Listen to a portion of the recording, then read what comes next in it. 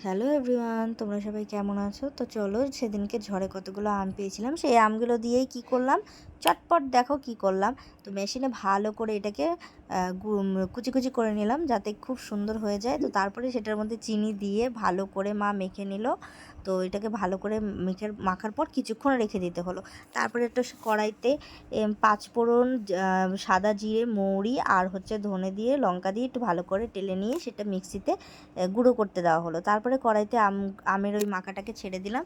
ওটাকে কিছুক্ষণ একটু নাড়াচাড়া করার পর তাতে নুন, হলুদ আর লঙ্কার গুঁড়ো স্বাদ মতন দিয়ে তারপরে ওটাকে ভালো করে কিছুক্ষণ নাড়াচাড়া করার পরে দেখো এই গুঁড়ো মশলাটা যেটা তোমরা মিক্সিতে করলাম সেটা দিয়ে দিলাম।